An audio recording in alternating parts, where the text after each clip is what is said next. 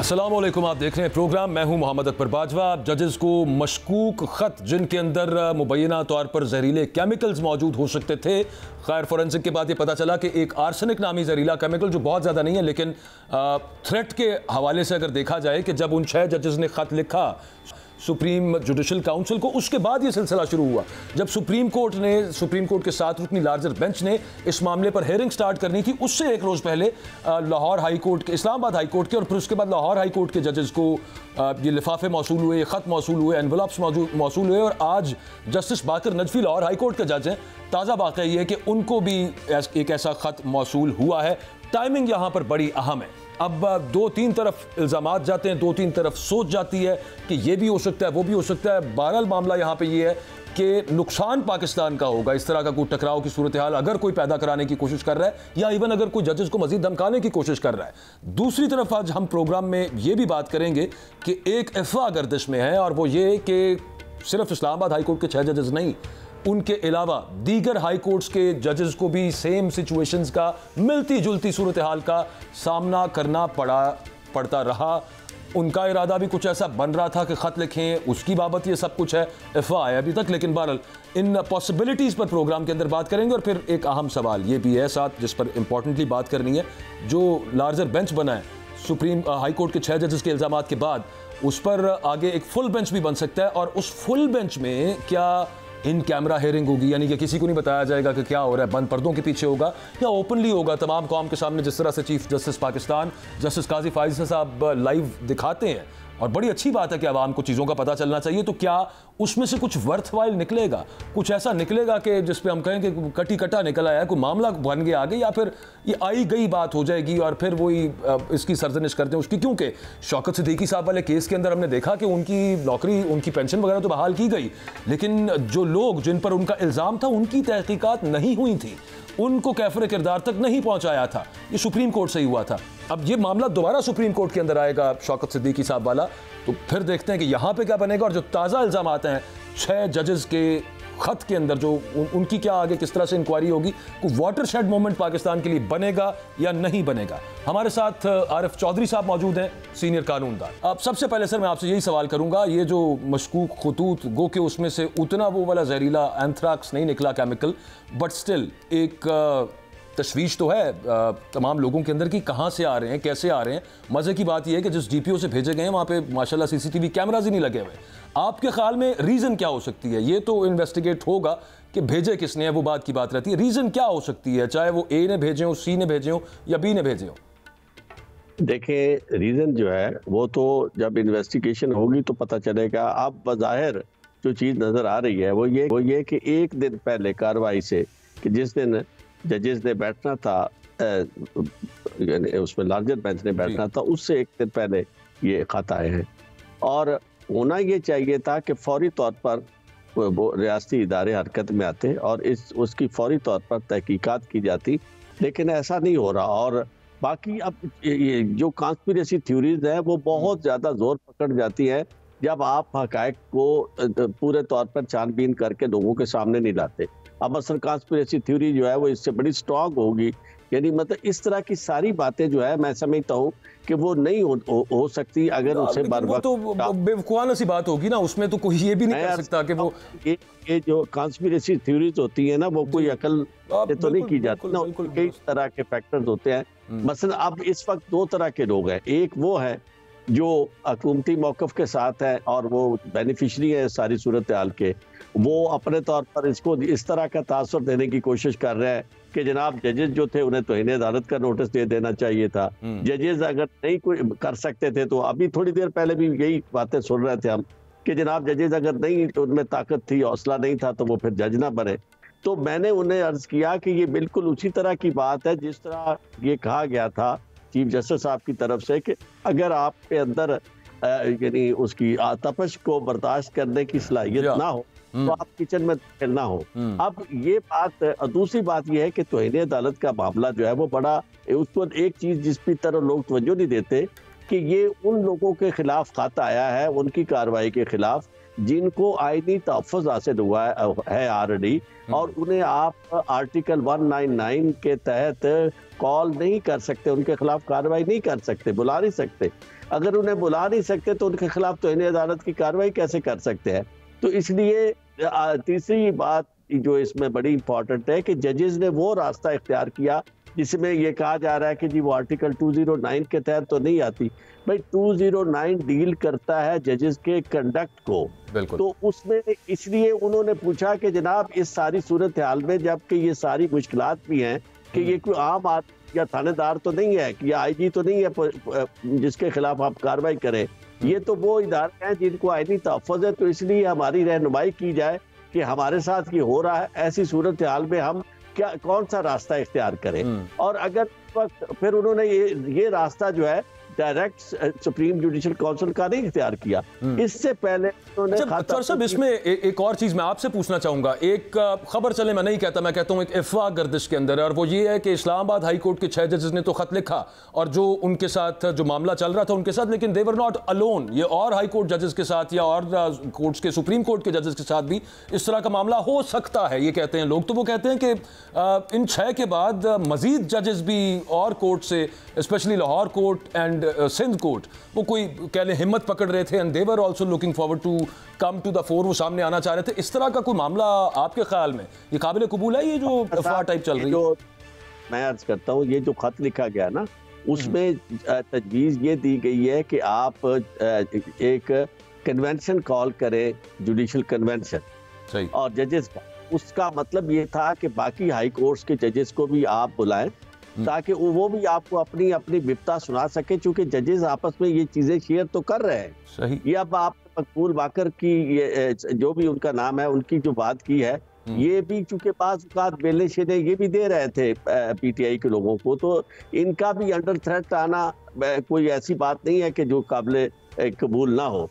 तो इस तरह इसके अलावा बहुत सारे जजेस हैं जो हर जगह जहाँ जहाँ ये पॉलिटिकल केसेस, खास तौर पर पीटीआई के इमरान खान से मुतल्लिक जो केसेस हैं या दूसरी पीटीआई के लोगों से मुतल्लिक केसेस करने वाले हैं, उनको ये इस सूरत हाल का सामना करना पड़ा है और करना पड़ रहा है। तो ऐसी सूरत हाल में उनके पास कोई चारा और नहीं था सिवाय इसके कि एक बड़े मोहतात तरीके से पहले अपने चीफ जस्टिस को खत लिखते, हाई कोर्ट के चीफ जस्टिस को। जब उन्होंने कोई कार्रवाई नहीं की तो और फिर वो सिलसिला रुका नहीं, तो फिर उसके बाद उन्होंने आफ्टर रहनुमाई किससे लेनी थी? रहनुमाई उन्होंने सुप्रीम जुडिशल काउंसिल से लेनी थी कि जनाब इस सूरत हाल में आप हमें बताएं कि हम कौन सा रास्ता इख्तियार करें और हमें क्या करना चाहिए। तो अब वक्त आ गया है कि इस चीज को सीरियसली लिया जाए, और ये बातें जो की जा रही है कि जनाब देखें वो कमीशन होता तो वो ये कर लेता, भाई ये बात तयशुदा है कि कमीशन उस चीज के लिए बनते हैं जिसको दबाना हो, और गवर्नमेंट की ये तजवीज़ जो थी किसी सूरत में काबिल कबूल इसलिए नहीं हो सकती थी कि अब तक जो कमीशंस बने हैं उनकी कार्रवाई का भी सब जानते हैं, और सिटिंग जजेस जो हैं उनकी शिकायत पर आप अगर एक रिटायर्ड चीफ जस्टिस की सरबराही में कमीशन मुकर्रर करते हैं तो इससे बड़ा मजाक इस सारी सूरत। और हमारे पास एग्जाम्पल्स मौजूद हैं जहाँ पे मतलब मेमो गेट कमीशन ले लें, कोयटा कमीशन ले लें, उसके अलावा हम लाल मस्जिद कमीशन ले लें, सिटिंग जजेस ने किया है। ये सबसे बड़ा कमीशन जिस पे कार्रवाई उस वक्त हो जाती जो उनकी सिफारिशात थी, तो आज हमें ये दिन ना देखने पड़ते। उसके बाद खुद चीफ जस्टिस साहब ने जो लिखी थी ये धरना केस, उसमें जो रिपोर्ट आई थी या चीफ जस्टिस साहब ने उस वक्त बतौर जज के जो फैसला फरमाया था, वो अगर आ जाता, उस पर अमल दरामद हो जाता, तो तब भी ये सूरत हाल ना हुई। अब तक हमने इस चीज को खुद नजरअंदाज किया है, अदलिया ने नजरअंदाज। आपको याद होगा कि जब चीफ जस्टिस साहब के सामने लोगों जाके हामिद खान लेकर गए थे मसला और उन्होंने बयान किया, बात यह है कि आइन के अंदर जिसका जिक्र नहीं है, अगर वो कार्रवाई कर रहा है जो आइन के खिलाफ है, तो फिर किससे शिकायत की जाए? नहीं, उन्होंने चीफ जस्टिस साहब ने कहा था कुछ वर्थफाइल लेके आए, कुछ सबूत के साथ लेकर आए तो हम कार्रवाई करते भी हैं, देखते भी हैं। ये तो आ गया, चलें, शायद जस्टिस ने जो लेटर लिख दिया उस पर एक प्रिजम्पशन तो सबसे पहले ये है कि they are speaking the truth, वो सही बता रहे हैं बात, और फिर उससे बात आगे को चले। एक चीज़ साहब यहाँ पे मेरे जहन के अंदर ये आती है कि क्या ये ठीक है, मोमेंट आ गई है, इसमें कोई शक नहीं है, और बड़ी मोमेंट है पाकिस्तान की, सिर्फ जुडिशरी के लिए नहीं, फॉर पाकिस्तानी सोसाइटी ऑल्सो, और पाकिस्तान के अंदर रूल ऑफ लॉ की जो हुक्मरानी है उसके लिए भी। बट इसमें से फ्रैंकली स्पीकिंग आपके ख्याल में कुछ वर्थवाइल निकलेगा? यहाँ पे तो एक डीसी को तौहीन अदालत में बुलाया जाता है, उस पर भी 100 तरह के लातुलाल से काम लिया जाता है, और हुआ आज से कुछ डीसी का कुछ नहीं है। तो आगे क्या उम्मीद रखनी है? बाजवा साहब, इसमें एक बड़ा फलसफे की बात है कि कोई चीज भी जब अपनी इंतहा को पहुंचती है, जिसे सैचुरेशन पॉइंट कहते हैं, तो फिर उसे बिल आखिर खत्म होना होता है, उसका कोई ना कोई मंतकी अंजाम होना होता है। अब मामला यह है कि रियासत के अंदर वो इदारे जिनकी जिम्मेदारी रियासत की हिफाजत करना है, रियासत के शहरियों की हिफाजत उनकी जिम्मेदारी है, वो बाज़ औक़ात और बसा औक़ात और ऐसी सूरत हाल में कुछ लोग उनमें से ऐसी मामलात में मुलव्वस हैं कि जिससे रियासत का वो भरम और वो तक़द्दुस जो दुनिया में भी जाना चाहिए और अपने मुल्क के अंदर, अपनी रियासत के अंदर होना चाहिए, वो नहीं रह रहा। मतलब रियासत जो है वो शहरियों के साथ बनती है। अगर किसी शहरी की इज्जत महफूज नहीं है, उसके फंडामेंटल राइट्स महफूज नहीं है, उसकी इज्जत नफ्स महफूज नहीं है, उसकी चादर और चार दीवारी महफूज नहीं है, तो आपका क्या ख्याल है कि फिर उसके बाद उसे कहा जाएगा कि ये तो शख्स है, ये रियासत तो नहीं है? भाई, रियासत किसी सिर्फ जमीन का नाम नहीं है, रियासत वहाँ बसने वाले इंसानों का नाम है। तो उन इंसानों के साथ जो कार्रवाइयाँ हो रही थी अब तक हुई, आपने देखा कि हमारा कौन सा इदारा बाकी बचा? पार्लियामेंट खत्म हो गई, इलेक्शन रिग हो गए, हर मामला जो था लोगों के घरों तक पहुंच गए, सब कुछ हुआ, खवातीन का एहतराम खत्म हो गया। अब इस सूरत हाल में मैं ये समझता हूँ कि मुझे पूरी उम्मीद है कि इस वक्त तौहन व करहन जो उन्होंने कार्रवाई की है, देखे ना, कुदरती यार उम्मीद तो चौधरी साहब अच्छी रखनी चाहिए, इसमें कोई दूसरी राय नहीं है। लेकिन मेरे जहन के अंदर ये सवाल आता है कि ये पब्लिक इंटरेस्ट का मैटर पहले दिन से था, पहले दिन इस पर सुओ मोटो नहीं लिया गया ना। एक फुल कोर्ट मीटिंग के बाद वजीर आजम के साथ मुलाकात में एक इंक्वायरी कमीशन की तरफ चले गए और फिर उसके बाद प्रेशर की वजह से यहाँ पे वापस आए। तो आगे अल्लाह खैर करे, उम्मीद अच्छी रखनी चाहिए। मैं सिर्फ आखिरी एक आपसे सर एक सवाल आखिरी इस पर जरा रहनुमाई कीजिएगा हमारी, और वो ये मामला है कि इस वक्त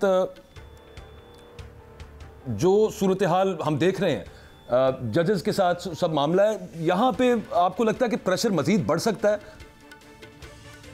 देखिए, प्रेशर तो बढ़ाने की पूरी कोशिश की जाएगी, क्योंकि जिन लोगों का उन्होंने जिक्र किया है उन्होंने हालात और वाक़यात से सीखना जो है ये तो कभी उनका मिजाज रहा नहीं है कि ये वो किसी बात को समझे। वो तो जो फैसला करते हैं वो अपने तौर पर उसके ऊपर कारबंद रहते हैं और वो अपने तौर पर ये समझते हैं कि जो वो कर रहे हैं ठीक कर रहे हैं। तो जब कोई शख्स अपने आप को ठीक समझता हो तो उसकी इस्लाह की तो कोई गुंजाइश नहीं होती। अब मामला ये है कि आप इस सोसाइटी को और स्टेट को देखना है। हाँ जी, बुनियादी जिम्मेदारी इस वक्त खुद जजेस की है और इसके अलावा मीडिया की है, इसके अलावा लॉयर्स की है, इसके अलावा यानी आप ये समझे कि वो तमाम तबकात बल्कि खुद रियासत की जिम्मेदारी है और उन इदारों की जिम्मेदारी है जो इसमें मौजूद है, जिनके खिलाफ इल्जामात है। क्योंकि इल्जामात जो है ना, अब वो सिर्फ पाकिस्तान के अंदर नहीं रहे, पाकिस्तान से बाहर भी चले गए। अगर आज आप फर्ज करो इसकी कार्रवाई, कुछ लोग कहते हैं जी इन कैमरा होनी चाहिए। बाजवा साहब, इसकी इन कैमरा कार्रवाई फौरी तौर पर चाहे कितनी अच्छी कार्रवाई हो वो मशकूक हो जाएगी, इसलिए कि बल्कि लाइव होनी चाहिए जैसे बाकी हो रही है, लाइव दिखाएं आवाम को, पब्लिक मीडिया पे नजर आनी चाहिए। तो ये कार्रवाई मैं समझता हूँ, एक जुमला मैं अर्ज कर दूं कि ये जरूरी इसलिए भी है कि सब लोगों को ट्रांसपेरेंट अंदाज में नजर आए कि ये इल्जामात थे, ये उनकी हकीकत थी और ये उसका इलाज किया गया है, ताकि जितना बुरा मैसेज पूरी दुनिया में पहुंचा है उतना अच्छा मैसेज रियासत और उसके इन इदारों की तरफ से, खासतौर पर अदलिया की तरफ से ये मैसेज जाए कि जनाब पाकिस्तान को बनाना रियासत नहीं है, इसमें अगर इस तरह की हरकत हुई तो हमने उसके लिए बांध दिया है, आइंदा ऐसा नहीं होगा। ये पाकिस्तान के इंटरेस्ट में है और खासतौर पे आप देखें कि ये जो कर्जे हमने लेने हैं, जो हमने दुनिया में रहना है, हमारे लोगों ने पाकिस्तान के, तो इसमें कोई शक नहीं इंटरेस्ट के अंदर है। एक मामला वैसे जो उठाया जा रहा है वो ये कि जनाब ये वो जजेस हैं जिनके दिल में तहरीक इंसाफ का कोई हुब पाया जाता है, मोहब्बत पाई जाती है, और यही फेवर्स दे रहे थे और यही बहुत तरह की लीनियंसी बरत रहे थे। खैर, थैंक यू वेरी मच आपके वक्त का, और इस सब मामले के ऊपर आपने राय सुनी आरिफ चौधरी साहब की। एक हम ब्रेक पे जाएंगे, ब्रेक से वापस आएंगे तो हमारे साथ जदून साहब मौजूद होंगे, उनसे ये सवाल करेंगे क्योंकि उस साइड से ये सवाल आता है, ये इल्ज़ाम आता है कि जनाब यही तो जजेस हैं जो बहुत ज़्यादा फेवर्स दे रहे थे पाकिस्तान तहरीक इंसाफ को। तो यहाँ पे होता क्या कि डाइल्यूट हो जाता है जो मैटर, जो इल्ज़ाम उन्होंने लगाया। अब उनकी क्या राय है इस सब मामले के ऊपर, बात करेंगे ब्रेक के बाद।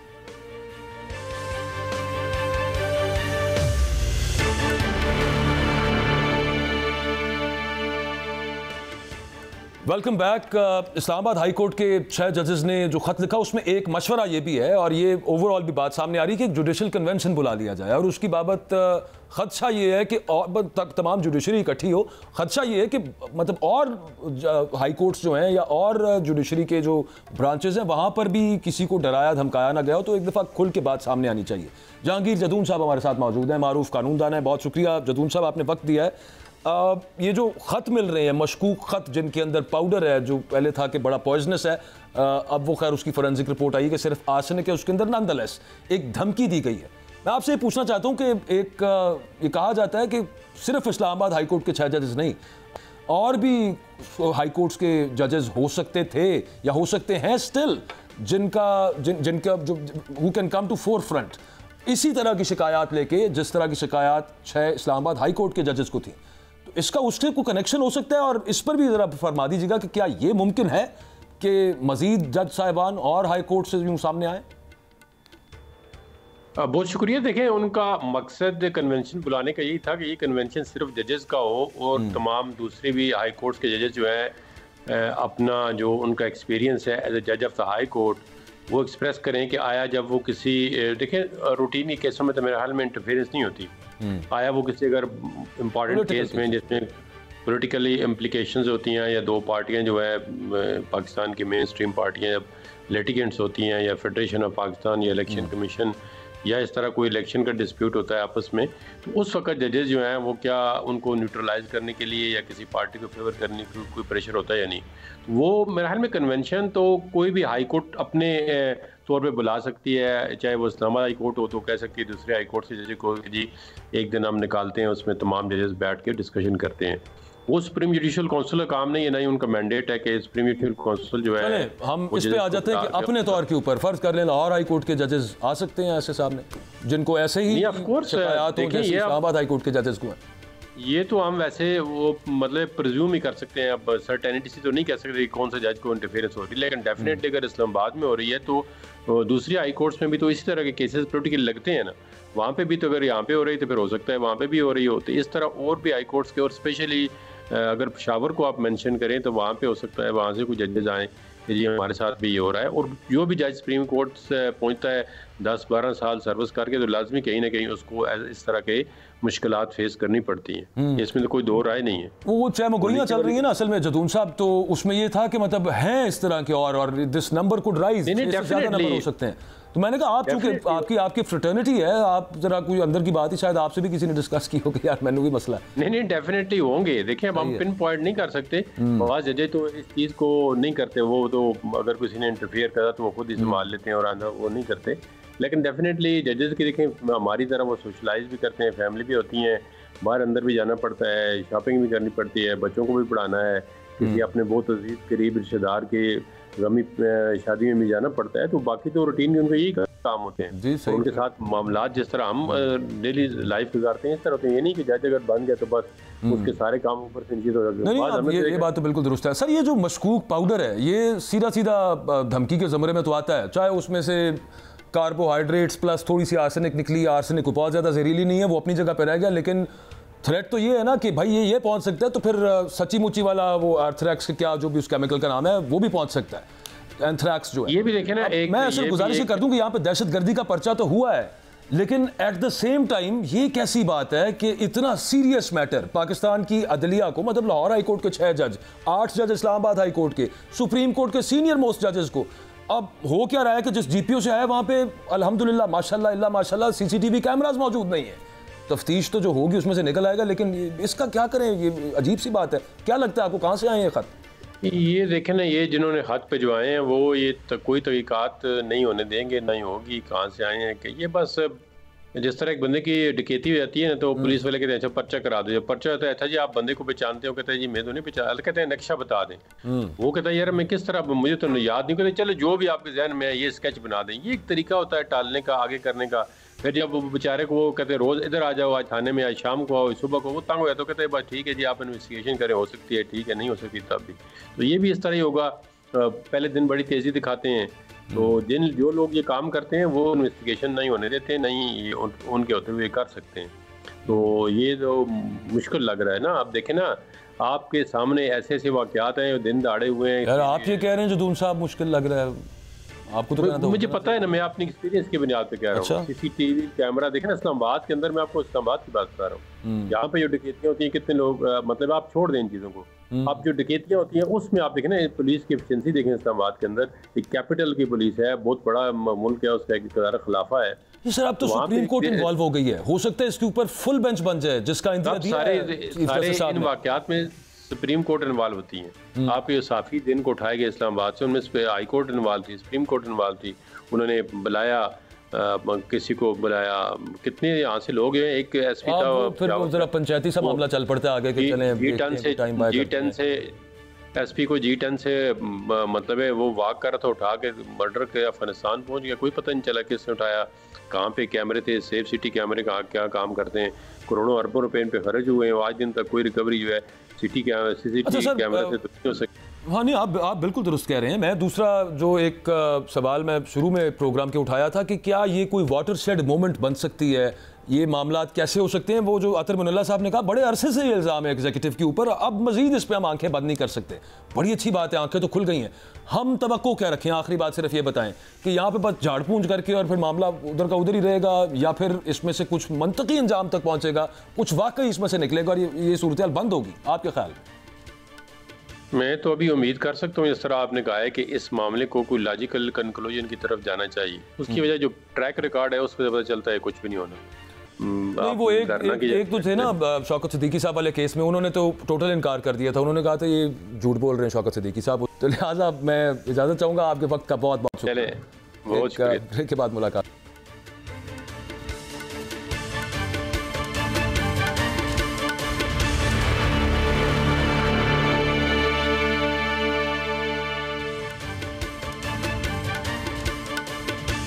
Welcome back.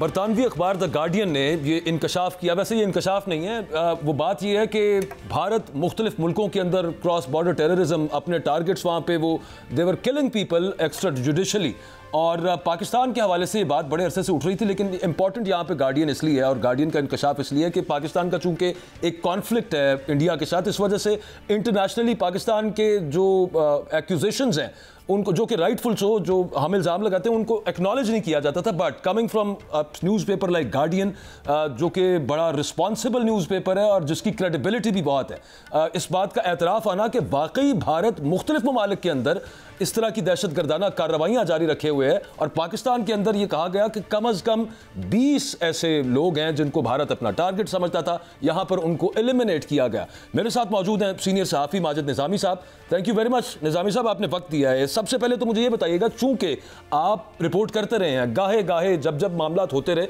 यहाँ पे कि उतना खुल के रिपोर्ट नहीं हुआ, लेकिन आपकी रिपोर्टिंग जारी रही सब मामले के ऊपर।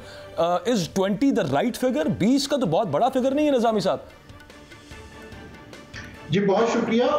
ये मामला चूंकि ज्यादा हसास था और इस हवाले से रिपोर्टिंग करना जरा मुश्किल भी था, क्योंकि इल्जाम ये सामने आता था कि एक दूसरे मुल्क से, एक दुश्मन मुल्क से यहाँ पर कार्रवाइयाँ की जा रही हैं, उनको हुकूमती अफसरान की जानिब से, ओहदेदारान की जानिब से तस्लीम भी नहीं किया जाता था। जाहिर बात है उसके अंदर एक एम्बैरेसमेंट का भी एलिमेंट होता है, सो इसलिए ये खासा मुश्किल काम था इसको रिपोर्ट करना। और दूसरी बात ये कि इसके अंदर भी फेक न्यूज़ का और क्लेम्स का सिलसिला बिल्कुल जारी रहा। ये 3 साल तकरीबन हम इनको देखें, इसमें कई ऐसी कार्रवाइयां हैं कि जो इंडियन मीडिया की साइड से रिपोर्ट हुई, जिनमें ये क्लेम किया गया, कई दफ़ा तो वो वाक़यात पाकिस्तान में हुए ही नहीं थे।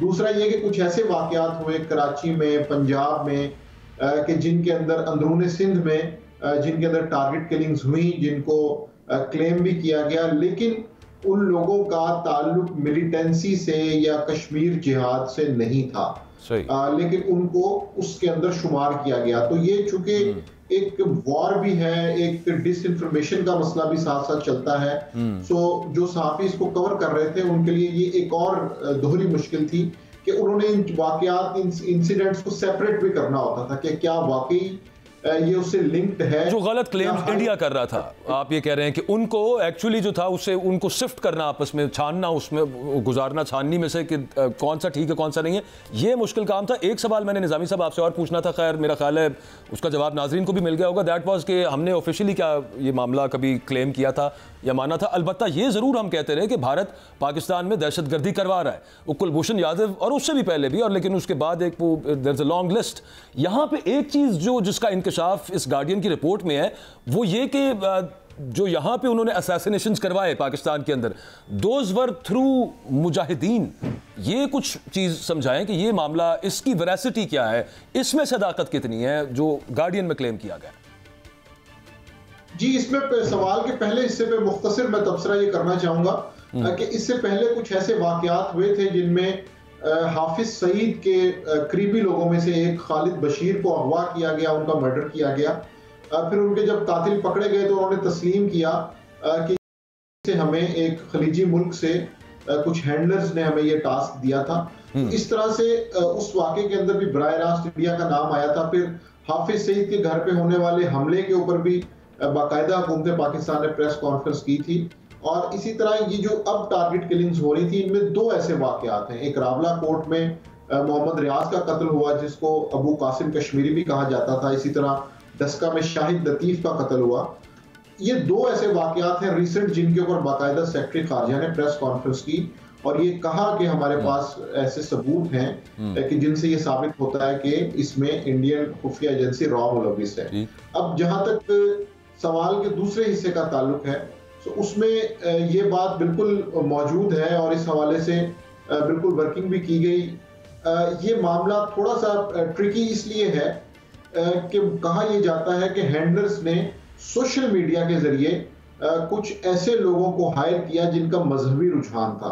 अच्छा। और उस मजहबी रुझान का फायदा उठाते हुए, उसको मैनिपुलेट करते हुए उनको ये टास्क दिए गए सो दैट वो जो मामला है वो जब तहकीकात हो तो उसका वो मजहबी रुख सामने आए। लेकिन जब इसको डीप किया गया तो ये पता चला कि उन लोगों को हायर तो दाइश के नाम पे किया गया था, लेकिन उनसे काम पीछे से हैंडलर्स ने लिया और इसके अंदर भी इंडियन एजेंसी मुलविस थी।